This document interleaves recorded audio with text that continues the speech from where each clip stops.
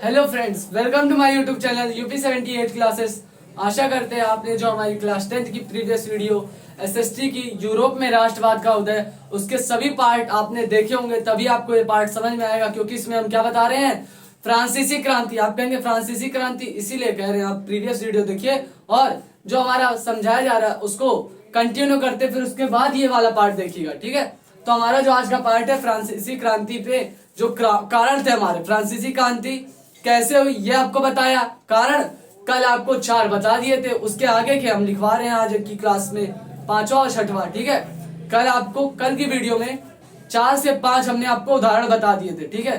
मतलब कारण बता दिए थे, कारण कौन कौन से कारण कौन से कारण की वजह से फ्रांस में क्रांति हुई थी, और फ्रांस की क्रांति को ही देख करके यूरोप में राष्ट्रवाद का उदय हुआ था। हमने आपको कल की वीडियो में बताया था, इसीलिए कह रहे कल की वीडियो देखिए आप पहले जाके, ठीक है। और फिर आज की वीडियो जो हमारी है उसके आगे के जो हमारे कारण बचे थे 2 उसको कंप्लीट कराया जाएगा, और थोड़ा सा एक्सप्लेनेशन उसका बाकी था उसको हमारा समाप्त कराया जाएगा। फिर इसके बाद हमारा क्या आएगा, इसके बाद नेक्स्ट टॉपिक आता है फ्रांसीसी क्रांति का फ्रांस पर क्या प्रभाव पड़ा।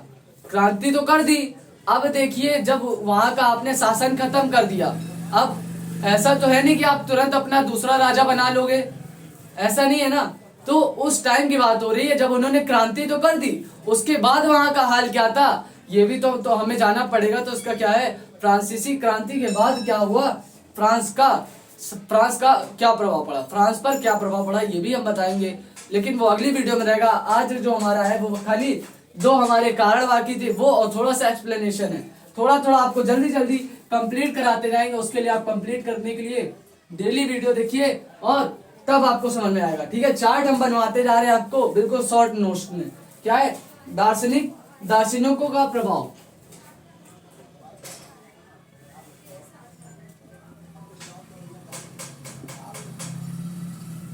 दार्शनिकों का प्रभाव।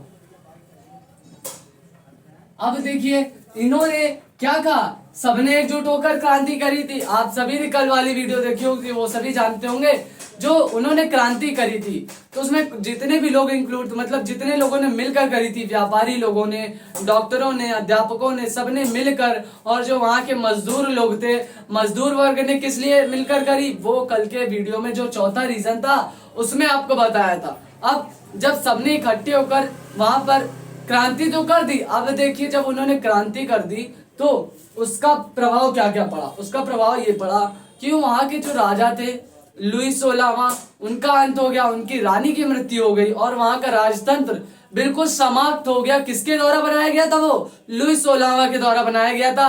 क्योंकि वो अपने बराबर, मतलब वो तो अमीर था ही, अब उसके बराबर के जितने भी लोग थे, व्यापारी थे जो बड़े बड़े, उनको भी वो सुखी रखता था ताकि उसका भी सपोर्ट बना रहे। लेकिन क्या करा, वो उनके साथ भी चालाकी दिखाने लगा। तो वो समझ गया, क्योंकि वो पढ़े लिखे थे, जितने लोग बड़े लोग बने थे वो पढ़े लिखे लोग थे, इसलिए उन सबने मिलकर क्रांति छेड़ दी। और क्या हुआ, अंत में लुई 16वां और उसकी पत्नी की मृत्यु हो गई। और वो किसने मारा था, फ्रांस के लोगों ने ही मारा था, क्योंकि उनका अयोग्य शासक राजा था वो लुई 16वां, इसलिए उसको मार दिया गया था, ठीक है। दार्शनिकों का प्रभाव में बस इतना ही दिया है। अगली बात आते हैं स्वतंत्रता का प्रतिबंध। स्वतंत्रता का प्रतिबंध लिख लीजिए इसको,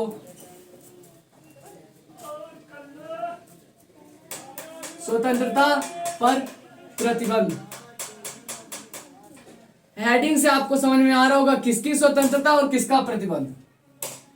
हेडिंग से समझ में आ रहा होगा किसका, फ्रांस की स्वतंत्रता पे प्रतिबंध, यानी कि जब तक लुई 16वां ने राज्य करा है, जितने भी साल, ठीक है, जितने भी साल उसने राज्य करा, लेकिन क्या है, अंत में सन 1789 ईस्वी में हमारी क्रांति हुई थी। याद कर लीजिए सन 1789 ईस्वी में फ्रांस की क्रांति।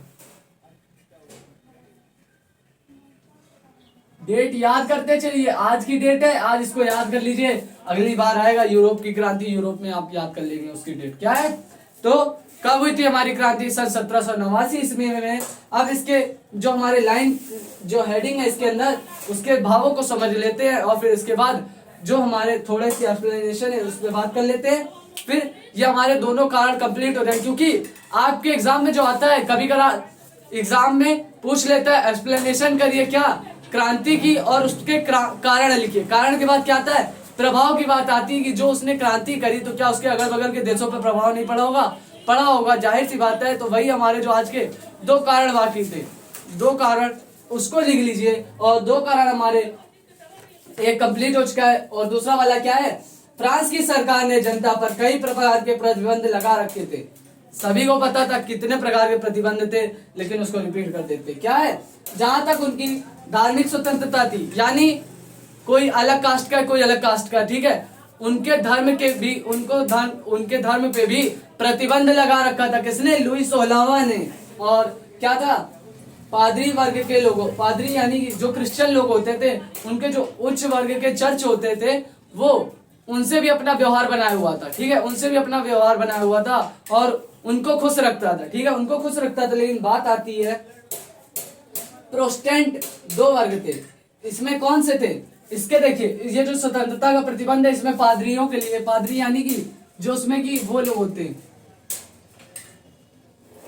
चर्च में जो लोग होते हैं उन्हीं को पादरी कहा जाता है। उनमें भी वो दो वर्ग बना दिया था, ठीक है, उसने दो वर्ग बना दिया था, दो वर्ग बना दिया था, इसलिए उनके दो वर्ग के नाम लिख लेते हैं, ठीक है। और वो कौन कौन से दो वर्ग थे, पहला हमारा क्या था, कैथोलिक, लिख लीजिए। अब क्योंकि इसके अंदर जो कैथोलिक के अंदर है, ये आपको लिखना नहीं पड़ेगा, ये आपको लिखना नहीं पड़ेगा, पॉइंट हम आपको बता देंगे, बाकी आप खुद समझ जाएंगे इसके अंदर। और अगला हमारा क्या था, प्रोटेस्टेंट, ठीक है, प्रोटेस्टेंट।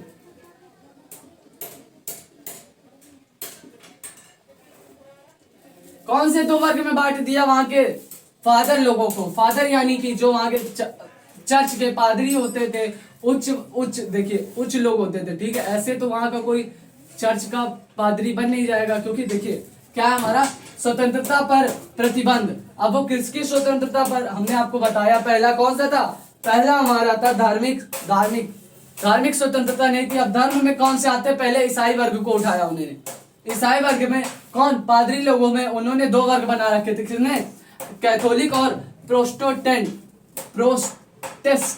ठीक है, प्रोटेस्टेंट। और अगला हमारा जो हमारे इसमें अलग अलग जो हमने वर्ग बना रखे थे उन्होंने, अब उनकी बातें समझ लेते हैं उसमें क्या क्या था। कैथोलिक वाले में, कैथोलिक चर्च के पादरियों के लिए उच्च पादरियों और पुरोहित माने जाते थे। मतलब उसमें पादरी कौन होते थे, इसमें जो पादरी होते थे वो होते थे,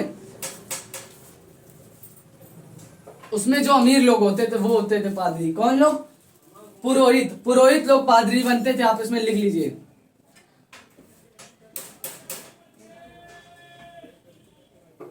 कौन लोग होते थे इसमें, सब बताएंगे, इसका भी बताएंगे, लेकिन उसके लिए तैयार रहिए, बस आप समझते रहिए, सब चीज आपको बताई जाएगी। क्या है इसमें, पहला पुरोहित लोग रहते थे, कौन, पुरोहित लोग। कैथोलिक वाले में कौन आते, दो वर्ग में बांटा था उन्होंने पादरियों को, पहला कैथोलिक और दूसरा प्रोटेस्टेंट, ठीक है।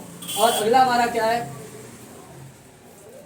पुरोहित होते थे और उनमें अनेक प्रकार के विशेष अधिकार प्राप्त थे तथा उनका जीवन विलासिता पूर्ण था। और अगला जो हमारा दूसरा वर्ग था, प्रोटेस्टेंट वर्ग, ठीक है, प्रोटेस्टेंट वर्ग, ठीक है, वर्ग पादरी के साथ भेदभाव किया जाता था। इसमें क्या करते थे, इनके पादरियों के साथ भेदभाव करा जाता था।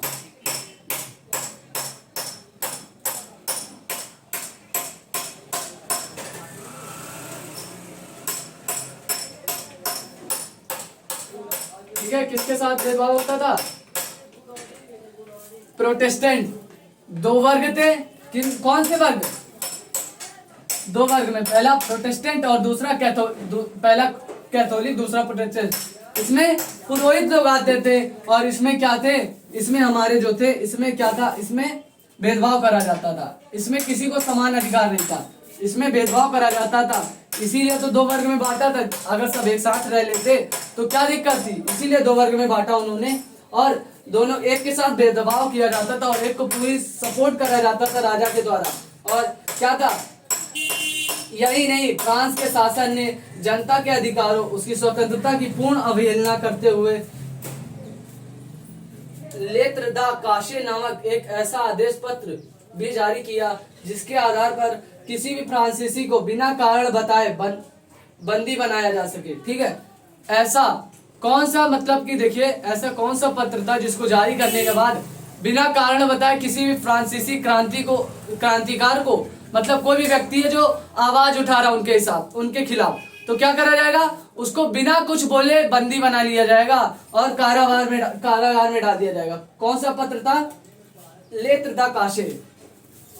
लेत्र दा काशे आप इसी में लिख लीजिए, कारण नहीं है लेकिन ये लेत्र दा काशे पत्र था।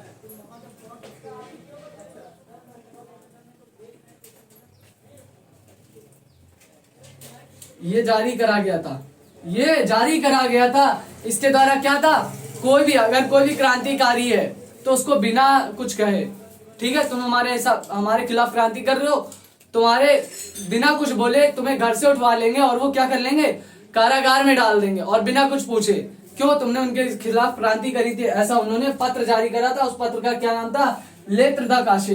नेत्र नहीं है, लेत्र दा काशे पत्र। लेत्र दा काशे पत्र जारी करा था।